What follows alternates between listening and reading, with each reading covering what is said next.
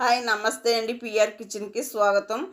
గోరుచిక్కుళ్ళు కూర అండి. చాలా చాలా బాగుంటుంది. దీన్ని కూర అనొచ్చు, ఫ్రై అనొచ్చు, మీ ఇష్టం ఏదైనా అనొచ్చు.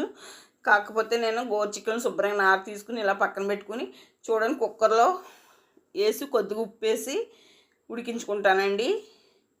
చాలా అద్భుతంగా ఉంటుంది. గోరుచిక్కులు తినడం వల్ల చాలా మంచిదండి. డైజెషన్ బాగుతుంది. అలాగే మరి హెల్త్ పరంగా కూడా చాలా మంచిది.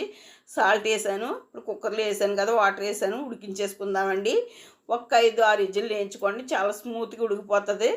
ఉప్పు వేయడం వల్ల ముక్క చెదరదండి. అంటే మనం చిక్కడిగా చెదిరిపోదు, అంటే ఇడిపోయినట్టు అయిపోదండి. ఇప్పుడు 2 స్పూన్లు 3 స్పూన్లు ఆయిల్ వేసానండి. అలాగే ఒక ఉల్లిపాయ, పెద్ద సైజు ఉల్లిపాయ కట్ చేసుకున్నాను. బాగా మగ్గనిద్దామండి. ఇలా మగ్గిన తర్వాత మనం ఇందులో 2 పచ్చిమిరకాయలు వేసుకోవాలండి. పచ్చిమిరకాయలు వేసాను. అలాగే మన క్యారెట్, తురుముని క్యారెట్, ఒక క్యారెట్ తీసుకున్నాను. ఒక క్యారెట్ తీసుకుని ఇలా తురుముకుని వేసానండి. ఇందులో ఏమేమి వేస్తున్నాను కూడా చూపిస్తున్నాను చూడండి. తర్వాత ఇది మగ్గిన తర్వాత మన తురిమిన బంగాళదుంప ఒక బంగాళదుంప తీసుకోండి, స్మాల్ సైజు. దీంట్లో కొద్దిగా ఉప్పు వేసానండి త్వరగా మగ్గడానికి అనేసి.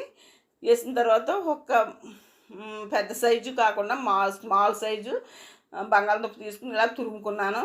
ఈ తురుముకుని ఇది వేసుకున్నానండి. ఈ కూరకు పేరెట్టినాక ఎవరో సరిపోరు. గోరుచిక్కులు తినలేని వాళ్ళకి ఇలా చేసి పెట్టండి, చాలా అద్భుతంగా తింటారు. అదే ఒక స్పూను వెల్లుల్లిపాయ పేస్టు వేసానండి. ఫ్రెష్గా నూరుకున్నది వేసాను. అలాగే కరివేపాకు అండి. కొత్తిమీర అయితే లేదు, నేను కరివేపాకుని వేస్తున్నాను. ఈ కరివేపాకు వేసుకుని మనం దోరగా వేయించుకుని ఇప్పుడు మనం ఉడికించి పెట్టుకున్నాం కదండి, వార్చి పెట్టుకున్నాం. ఆ చిక్కుళ్ళు వేసి చూడండి, ముక్క ఎక్కడ చెదరలేదు. ఉప్పు వేసాం కదా, ఉప్పు వేయడం వల్ల మనం ఎన్ని ఇజ్జులు వేసినా ముక్క చెదరదండి. కొంచెం పట్టుకుని ఉంటుంది అన్నమాట. ముక్క చెదిరిపోయిందంటే పేస్ట్ కింద అయిపోతుందండి.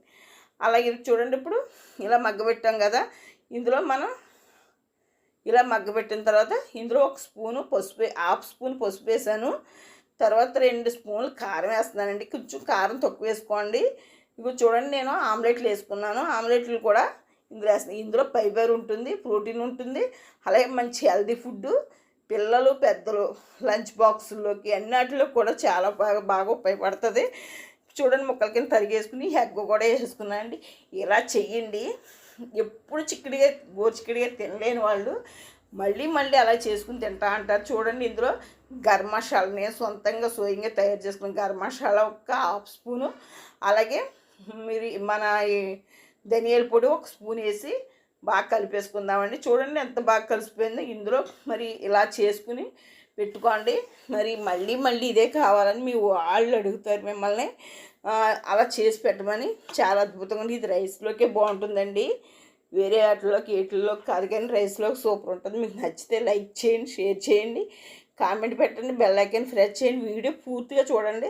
అలాగే మా ఛానల్కి సపోర్ట్ చేయండి ప్లీజ్. సపోర్ట్ చేస్తేనే కదండి మేము ముందుకెళ్తాం.